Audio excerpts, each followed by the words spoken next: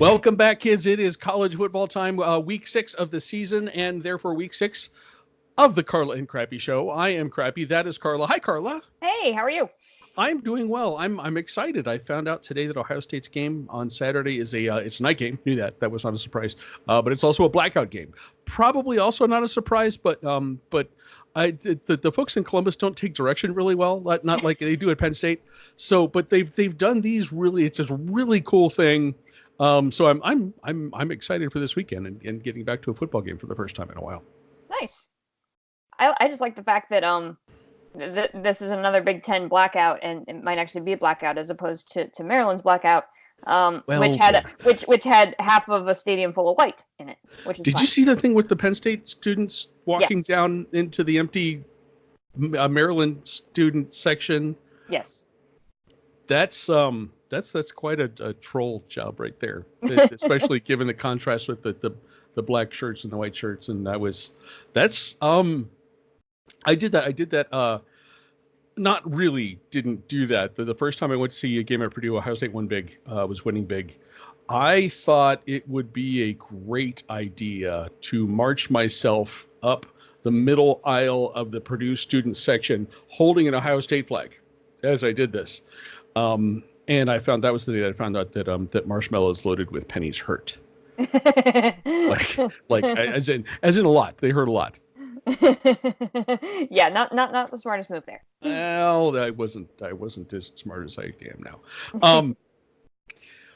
There was a bunch of good stuff last weekend. Mm-hmm. I am curious to see if you have one thing that made an impression upon you. Well, I will fully admit, as I mentioned last week, that my parents are going to be in town this past weekend, and so I was kind of distracted by assembling furniture. But we had football on all weekend, so it was on. Okay. But I didn't watch as closely as I normally do on a Saturday. So two very, very quick things here. The first thing was Friday night, because obviously I have to say something about Penn State. Penn State finally got off of their propensity for slow starts. Yeah, they did. In a big way. That was something that needed to happen in that game. I was hesitant about that game because of the slow starts that Penn State has had. But to score on your first 4 possessions, I mean, that just took the wind out of any hope that Maryland had. And really kind of, students were leaving in the second quarter. They were down 28-0, and there was still like 7 minutes to play in the first half. And, that's what Penn State needed to do, last week. So I was pleased to see that, especially, not getting off to that slow start. So, that was good. Write that down. Don't forget it for next week. Okay, good. And the second thing was I must offer an apology. To you and to and to the North Carolina Tar Heels, who I greatly underestimated last week in my Clemsoning index. Okay, kudos to Mac Brown for going for 2. Oh man, I hated that decision. I didn't because I get it. If you take Clemson to overtime, you don't really stand much of a chance. I get that. He rolled the dice. He went for the win. When you're an underdog like that at home, go for it. I get it. Okay. That's playing the odds. I like that decision. So I really didn't see a lot of that game at all, but I was watching the score and I'm going, oh gosh. Yeah. And so yes, I only gave that game like a 3.5 to a 4 on the Clemsoning index. Right. I was way off on that one. So North Carolina, I'm sorry. And now would be a good time to note that Carla gets a sip of her cocktail. That there is no Clemsoning index this week because there's no Clemson game this week. We will be back with the Titanic Clemson Florida State contest a week from now.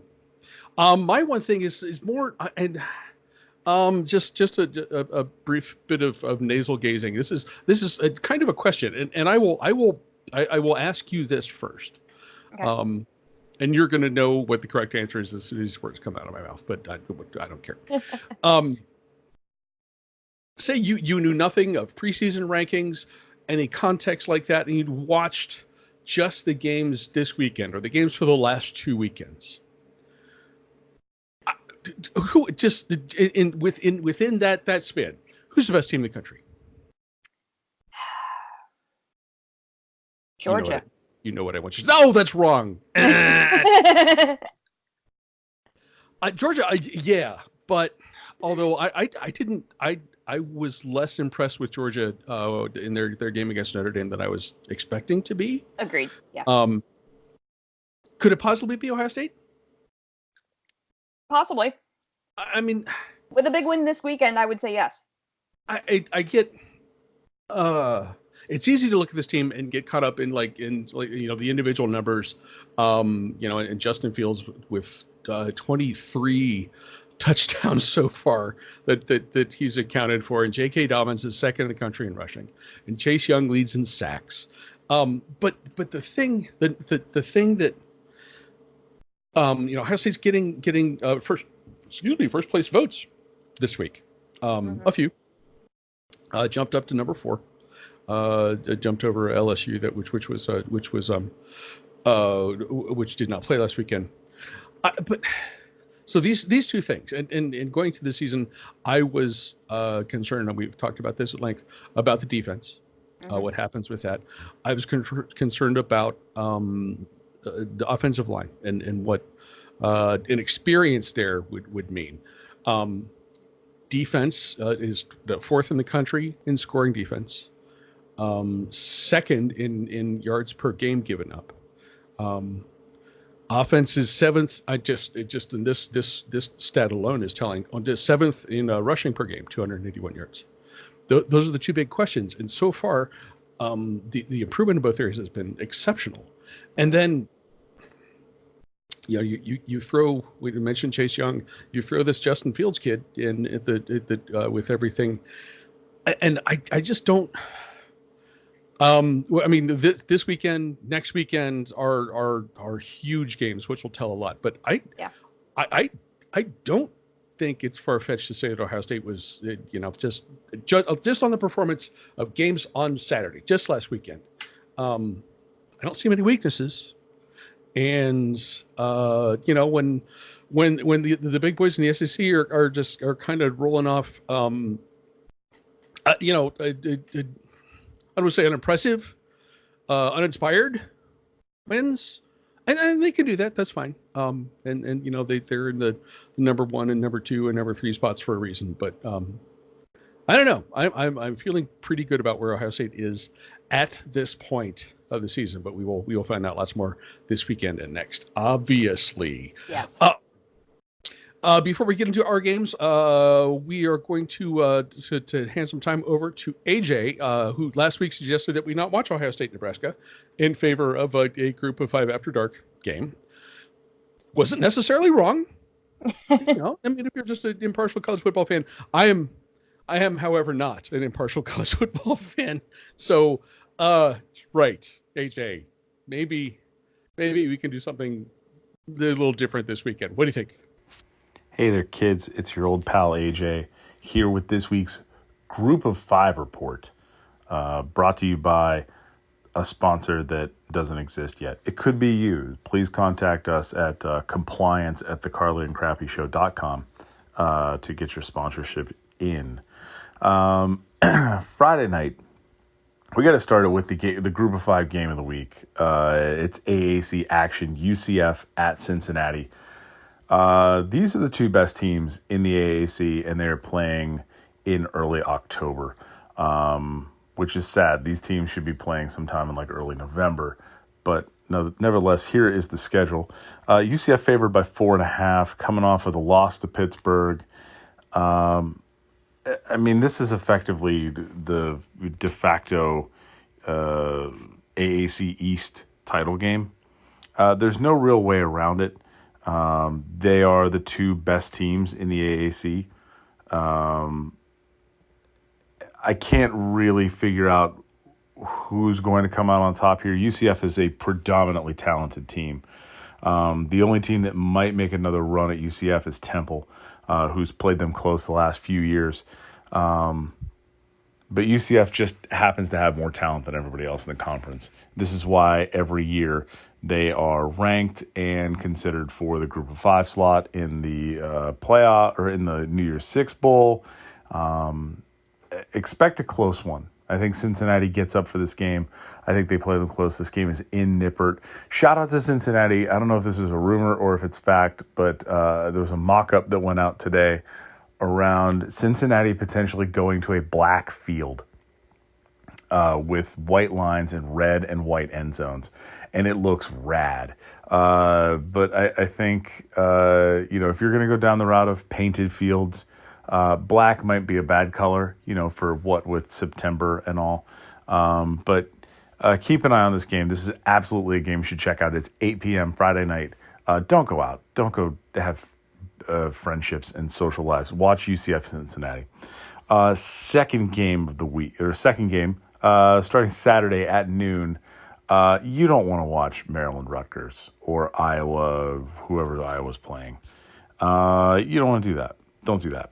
You should be watching Tulane and Army. Iowa's playing Michigan, by the way. Don't watch that game unless you want to watch punt on punt on punt. Watch Tulane Army. Tulane runs a variation of the option. Army runs the purest option. This game will be over by 1:15, 1:30. So if you're looking for something quick to wrap up, it should be good. Tulane is favored by 3. They had the completely bonkers game the other night against Memphis. Highly recommend watching them. Willie Fritz is a dang genius, and he is doing magical things down in New Orleans. So watch this game. This game is just very. It's just a completely different form of football compared to pretty much anything else you're going to watch this year. All the top talented teams either run pro-style offenses or the spread option offenses. These guys are running the purest of pure option football. So get your eyeballs on this game. 3:30. It is a battle of directions. Because I know everybody's saying, oh, but Auburn in Florida. It's SEC football. That game will be on CBS. That means that game's going to last at least 5 hours. Watch Directional Michigan instead. 3 p.m. coming to you live from Kalamazoo. It's Eastern Michigan versus Central Michigan. The Chippewas and the Eastern Michigan Grayfield people doing some battle. Eastern Michigan 2 years ago was one of the worst teams in college football. Just purely one of the worst teams. And they have turned it around in a very dramatic fashion. They're a very, very good football team now. They're favored by 6.5 going into Central Michigan. Central Michigan has fallen off since P.J. Fleck left. But I think this game will be closer than the spread seems. And I think a lot of that has to do with the fact that the directional Michigan battles are always good. Even when they're bad, they're still good because they're battles of direction. You're not Michigan. You're a direction of Michigan. What direction should Michigan go in? You decide. Finally, I'm going to wrap up with the Group of 5 report with Carla's school, Middle Tennessee. This game's also at 3:30. Marshall going to Middle Tennessee. Remember how I said last week, Cincinnati Marshall's going to be good? It was not. Cincinnati absolutely annihilated Marshall in Huntington. I did not go to this game, even though a friend of mine had requested that I attend it. They left at halftime. Yes, there's a thing to be said for stay for the last zeros on the clock. But when your team is down by 40 at halftime or 30 something at halftime, and you have small children, those rules go out the window. So Marshall got absolutely destroyed last week. Hopefully they're looking to bounce back this week against a Middle Tennessee State team that hasn't really shown a ton yet this year. They're 1-3. Their lone win was against Tennessee State, which is an FCS school. To be fair, Middle Tennessee scheduled Michigan, Duke, and Iowa. Maybe don't do that. So we don't really know what Middle Tennessee is yet. This is their first game in conference play. We don't really know what Middle Tennessee is conference-wise, playing comparatively talented teams. So, an interesting matchup here. I think Marshall's the better team. I think Marshall comes out with a win. But Raiders and Herd going at it this weekend in a battle of teams that my friends like a great deal. Thanks for listening, everybody. We got another fun week, and we'll see you out there. Thank you, AJ. We will check and see how you do with those with those games. Carla, we have 3 games to look at this weekend. Obviously, Big Ten heavy as we tend to be, but not exclusively this time. Yeah. We will start with a big Nude Saturday. I'm not the only person who has heard Big Nude Saturday on Fox constantly. I think Every Day Should Be Saturday was joking about that a couple weeks ago. But this week's and feel free, no judgment. Feel free to watch this however you want. If you want to do this, that's fine. But the big Nude Saturday game, number 14 Iowa at number 19 Michigan. Michigan is favored by 3.5. An interesting note on this: we tape as we have been all season on Tuesdays. When I started to assemble my notes on Monday, Michigan was favored by 5. Now they are favored by 3.5, which means someone in Las Vegas is getting smart. Maybe, I don't know. What do you think about this one? Yeah, so I was looking at this game, and this is the kind of put up or shut up time for both of these teams heading into this. And there was one thing in particular that really stood out to me as I was starting to look at this and break this game down, and that's the Iowa defense. That I really think that's going to be the difference in this game. When you look at this Iowa defense, they're the number 3 scoring defense in the country, only allowing 8.5 points per game. They're the number 5 total defense in the country, and they're only allowing 77 rushing yards per game. So the top defense in the country right now is still your Wisconsin Badgers. Sure. And we saw how well that went for Michigan. Yes, we did. This is a huge factor in this game. The fact that the Iowa defense, and we expect this out of Iowa, like that's what you think ground pound out of Iowa. Yep. And that's what we've got this year out of Iowa. But here's the thing: when you get a good defense like this, then the concern is, okay, so they can slow down Michigan. Can they keep up and score enough points to win this game? And the answer to that question is absolutely yes. The Iowa offense is more than capable of keeping up with Michigan at this point in the season. They're putting up 465 yards per game. Michigan's only putting up 392. Iowa's scoring 33.5. Michigan's only scoring 32.5. So you have an Iowa team that's actually performing better on offense than Michigan, and one of the top defenses in the country. And Nate Stanley still has yet to throw an interception on the season. That was me knocking on my knocking on wood. Yeah, I should knock on wood myself. This spells Iowa win to me. Yeah. As I'm looking at all these things, now, I mean, the only factor here that might throw things into kind of chaos is the fact that this game is being played in Ann Arbor, but it's a noon kick. The atmosphere is good, but it's not as good as a late afternoon kind of game in Ann Arbor. And we've had this debate about how the atmosphere in Ann Arbor isn't all it's cracked out to be anyway. Right. Iowa wins this game, and I see nothing on paper here that gives me any reason to pick Michigan in this game. And Michigan has not shown me anything so far this season on the field to make me want to, the performance against Wisconsin was enough to make me say, yeah, if they're facing just as good of a defense, why are the results going to be any different? Right. Sorry. I think Hawkeyes win this game. You don't have to be sorry about this. I didn't figure I had to be sorry to you. I'm just sorry to our listeners and viewers in general. Sorry to discount Michigan that quickly. Iowa. I'm sorry, but I'm not sorry. Sorry, not sorry. Yeah. So the Wolverines, got the win that they needed, maybe last weekend. But if you're, trying to do a statistical comparison between Michigan and Iowa, it's tough because Michigan's stats got significantly padded a week ago. 500 yards of total offense and a big shutout. Sent the head coach at Chris Ash, the head coach at Rutgers, packing. It was enough to make the numbers look kind of even. And here's the spoiler alert: they're not.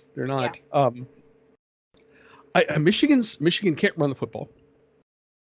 They only got 140 yards on the ground against Rutgers last weekend. Leading rusher accounted for just 50 of those. And Michigan and then 2 weeks ago you referenced the debacle against Wisconsin. Michigan had to throw the ball like Washington State just to sort of try to hang with them. In that outing, they only ended up with 40 yards on the ground. And yes, Wisconsin has the best defense in the country. But the numbers are severely skewed here. Now you're correct if you think that Iowa is not Wisconsin. But yeah, true. Iowa is not Rutgers either. They've had and passed a tough test with their non-conference rivalry game. They're giving up just 8 points a game, as you mentioned. They also shut out Rutgers. They didn't let Middle Tennessee score 21 points on them. Right. So sorry, Carla. I'm sorry for that reference. But you're right. I mean, that's great. That's these two teams both played middle, and who played them better? Yeah. I look at all this stuff and I look at the numbers, and I keep coming back to the thing is Michigan's not that good.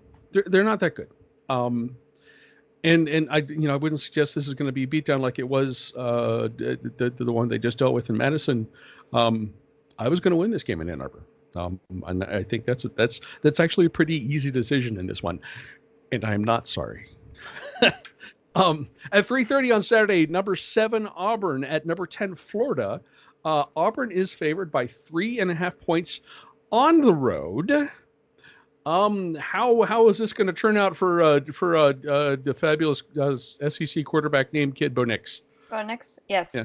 So it's not the biggest the world's biggest cocktail party, but I kind of made a cocktail in honor of the SEC this week.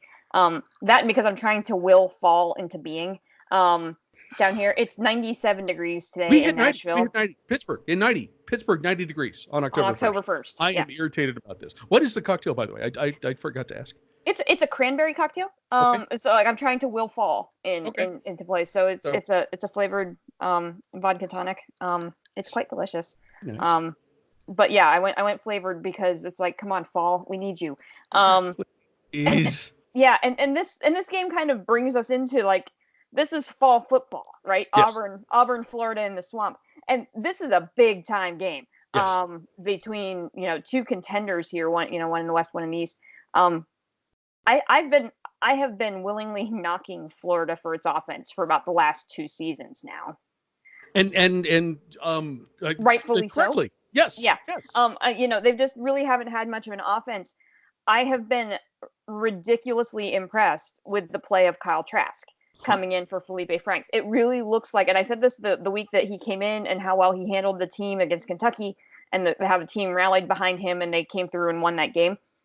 That play has not subsided. The team is playing really, really well for Kyle Trask. And so for the very first time, I actually feel like this is a Florida team that really is a contender in the East. And the Florida defense is just as good as it usually is. They've got the number 5 scoring defense in the country, just behind Iowa.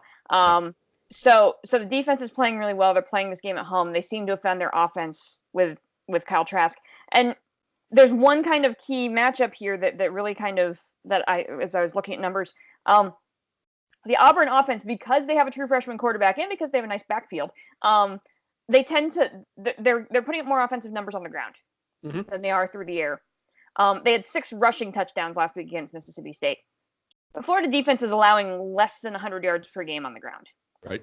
That's big. So, Bo Nix, we're looking at you, kid. And here's the thing, right? Because Auburn's going to have to win this game behind the arm of Bo Nix because of how well the Florida defense plays against the run. I have picked against Bo Nix every single game that we've talked about Auburn this season, and he has passed every single test that he has faced. He beat Oregon in the last second comeback. He went on the road to Kyle Field and beat Texas A&M. This is just the next test in line for the young freshman. Is he ready for the swamp in the featured game at 3:30 on Saturday on CBS? The other key thing here is that the Florida offense is pass heavy and the Auburn defense is actually pretty weak in the secondary. They're giving up over 200 yards per game through the air. So that's another strength for Florida. this is a tough game to pick. Yeah. And I, as much as I really, really want to, I'm torn because I think Florida can win this game playing at home. I like the way that they can stop the run. They're going to force the true freshman to throw. The fact the Florida offense likes to throw, and that's a weakness of the Auburn secondary. Right. I like Florida in this game, but gosh darn it, I keep picking against Bo Nix, and he keeps beating me. But I think I'm going to do it again because I like the Gators at home. But this is going to be one heck of a football game. Okay. And the kid could do it again. That would not shock me if Auburn came through and won this game, on a late score. I expect this to be a back and forth kind of game, but I'm gonna give the edge to Florida. Okay. Hesitantly. Okay. I mean, you went through Bo Nix's resume to this season, to this point this season. His line last week, granted against Mississippi State, 16-21, 335 yards, 2 touchdowns, no picks. For anyone, I mean, if he was a 4-year starter at Auburn in the middle of his 4th season, I would still think, yeah, that's awesome. For anyone, that is a great game as we get deeper into the season, and you notice little things like Alabama and Georgia looking sort of human. Occasionally, anyway, you start wondering if Auburn could make a run in the SEC. In Florida, they're looking pretty good too, which maybe you didn't expect after Franks got knocked out against Kentucky. Right. You mentioned how well Trask has played, and Florida is put together an undefeated season so far against solid opponents. They're not playing cupcakes. Even better, most of the players of the team lost to injuries early in the season, especially on the defensive side of the ball, are back. They're back and healthy for this game. And boy, that presents a challenge with starting quarterback returning, starting defensive end coming back on the field. Those are two things that Bo Nix is going to have to deal with directly. And we will see if that makes a difference or not. I kind of think it will. In the past few seasons, and you sort of referenced this, maybe not in this context, but Florida has been a little Michigan-y. Yes. Recently, in that is a team with incredible talent that cannot get out of its own way, and maybe at the quarterback position particularly. I don't know. It just feels like. You can reference our previous discussion of Michigan. That team is stagnant or maybe even headed in a negative direction. If Florida, with a similar starting point, I really feel like they've overcome apparently the quarterback injury. They're getting other guys healthy. They've been through a really fairly tough early schedule. It feels like this team, Florida, is headed in the opposite direction. Florida is ready to improve and take a big step. And I think, especially as a home underdog, with that sort of motivation, I think that's what they're going to do on Saturday. I think they're going to beat Auburn. I will be wearing this very football jersey, this black one, at 7:30 p.m. on Saturday when number 25 Michigan State kicks off against my Ohio State Buckeyes in Columbus. Ohio State is favored by 20, which I'm. That number makes me uncomfortable. I'll just be upfront and say that right now. Yeah. But what do you think about this? So we talked about Sparty last week, right? Yes. And Sparty was in our Contenders or Pretenders episode, and how playing Indiana, that one of these two teams you're going to learn about them. And I still don't know. Exactly. Well, and that's the thing. Like about either one actually, but yeah. Yeah, so Sparty needed a last-second field goal to beat IU, and then they tacked on a garbage touchdown. If it was hockey, we'd have called it a garbage goal. So that was a garbage touchdown. On a lateral that went awry, and they ran it back. So that's why the score was inflated. But I mean, they literally won the game on a field goal with 5 seconds left. That to me, and Brian Lewerke, the 17-year starter at Michigan State, had a good game. He played well, but I don't know, that whole game does not instill a bunch of confidence in me that Sparty is ready to take the next. We're talking about teams ready to take the next step. Yeah. I'm not convinced that Sparty is there yet after that performance. If they had won by a couple of scores, or make it a double digit win, even though it was close to a double digit win, it really wasn't. not waiting until the last, under 30 seconds left in the game to win it against an Indiana team that, may not be as good as their record indicated. That does not instill a bunch of confidence in me going in to play a night game at the Shoe. Like, that's just, I don't know. I don't have a lot of confidence. And then, I mean, like you just said, Ohio State's been dominating everybody. I mean, I'm with AJ. I actually didn't watch. Here's how bad the Saturday night games were. They were such blowouts on every single network that we actually watched meaningless baseball. We watched Reds Pirates because they were on TV here in Nashville, and we don't see very many Pirates games. So we watched Reds Pirates on Saturday night because the football was that far out of control. Okay. Ohio State's going to win this football game. 20 is a big margin. I don't know if they'll be able to cover that, but they're going to put and the one actual note that I do have about Ohio State is that the Sparty defense is actually really good against the run. They're the number 4 rush defense in the country, which I'm sure you have in your notes. So it's going to require a big night from Justin Fields. Okay, but I'm not worried about that. Yeah, exactly. Yeah, like, okay. Flip the playbook and you're fine. Like, Ohio State wins. Okay. I have 3 numbers. I have 3 numbers that mean I will never not pay close attention to a Michigan State game. Those numbers are 1998 and 2013 and 2015, and those are 3 years that Michigan State beat Ohio State and kept us out of a national championship game. I saw 2 of those in person, and I tell you what, they were harder. Those 2 games were harder than any loss against Michigan that I've ever seen in person. The first one was when I truly learned to hate Nick Saban. And the other 2, the recent ones, were the responsibility of Mark D'Antonio. So, and I understand that this is only tangentially related to what happens on Saturday, but those who cannot remember the past and doomed to repeat it and blah blah blah blah blah. That will always be in the back of my mind, especially if I'm looking at a season where things appear to be setting up pretty good.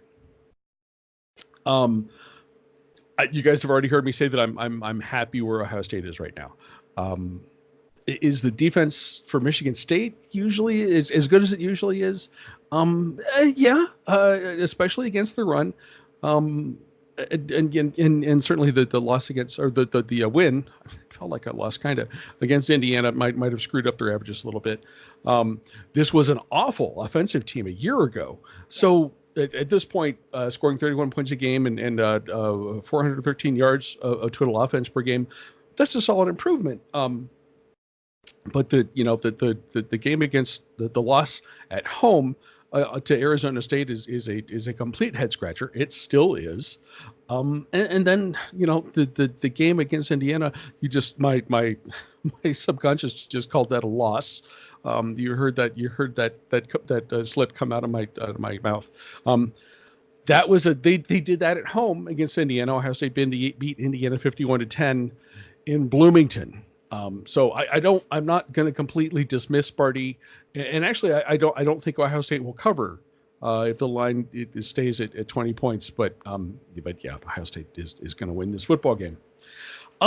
Guys, you can find the Carla and Crappy Show on iTunes, Stitcher, TuneIn, and now Spotify. Woo! As well as on a variety of other podcasting. We're going to stop that next week. We're not. No more wooing. Okay. Yeah, I mean, you can if you want. You can. You can also watch us babble on YouTube and on our Facebook page. If you dig the show, please rate it and review it. If you don't, mind your own damn business. As always, come back next week to find out exactly how wrong we were. We weren't terribly wrong last weip either. No, we did okay again last week. That's 2 weeks in a row. Knock on wood. This has got to stop.